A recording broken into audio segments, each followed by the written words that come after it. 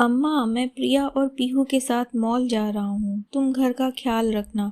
ठीक है बेटा, तुम जाओ। वैसे भी मेरे पैरों में दर्द हो रहा है। मैं मॉल में नहीं जाना चाहती, तुम लोग जाओ। दादी, आपको भी मॉल चलना पड़ेगा, 8 साल की पोती पीहू बोली। तुम्हारी दादी मॉल में सीढ़ियाँ नहीं चढ़ सकती। उन्हें एस्केलेटर, जो बिजली की चलने वाली सीढ़ियाँ होती हैं, वे भी चढ़ना नहीं आता। और क्योंकि वहाँ कोई मंदिर नहीं है, इसलिए दादी को मॉल जाना पसंद नहीं है। उन्हें सिर्फ मंदिर जाना अच्छा लगता है। बहू प्रिया अपनी बेटी से बोली। इस बात से दादी सहमत हो गई, पर उनकी पोती पीहू जिद पर अड़ गई कि वो भी मॉल नहीं जाएगी अगर दादी नहीं चली।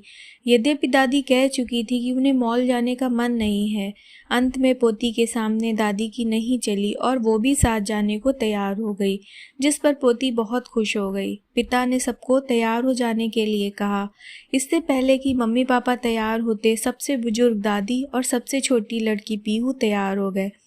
पोती दादी को बालकनी में ले गई और पोती ने 1 फीट की दूरी से 2 लकीर चौक की बना दी। पोती ने दादी से कहा कि ये एक गेम है और आपको एक पक्षी की नकल करनी है। आपको एक पैर इन 2 लाइंस के बीच में रखना है और दूसरा पैर थोड़ा ऊपर उठाना है। ये क्या है बेटी? दादी ने पूछा। ये बर्ड गेम है, मैं आपको सिखाती हूँ। जब तक पापा कार लाए तब तक दादी पोती ने काफ़ी देर तक ये गेम खेला।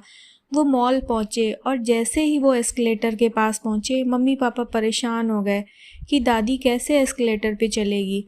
पर मम्मी पापा आश्चर्यचकित रह गए जब उन्होंने देखा कि दादी आराम से एस्केलेटर की सीढ़ियाँ चढ़ रही थी, और बल्कि पोती दादी एस्केलेटर में बार बार ऊपर नीचे जाकर खूब मज़े ले रहे थे।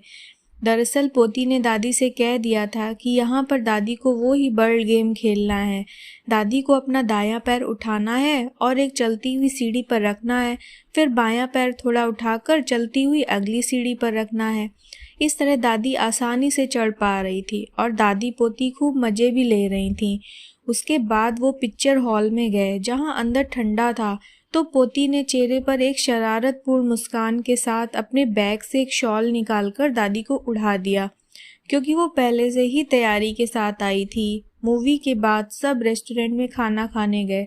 बेटे ने अपनी माँ से पूछा कि आपको कौन सी डिश ऑर्डर करनी है, पर पीहू ने पापा के हाथ से मेन्यू झपटकर जबरन अपनी दादी के हाथ में दे दिया कि आपको पढ़ना आता है, आप ही पढ़कर बताइए कि क्या खाना ऑर्डर करना है।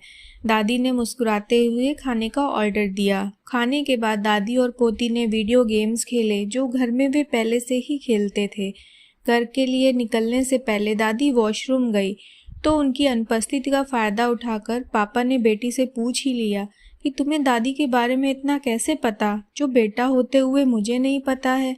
तपाक से जवाब आया कि पापा, जब आप छोटे थे तो आपको घर में नहीं छोड़ा जाता था और आपको घर से बाहर ले जाने से पहले आपकी माँ कितनी तैयारी करती थी। दूध की बोतलें, डायपर, आपके कपड़े, खाने पीने का सामान।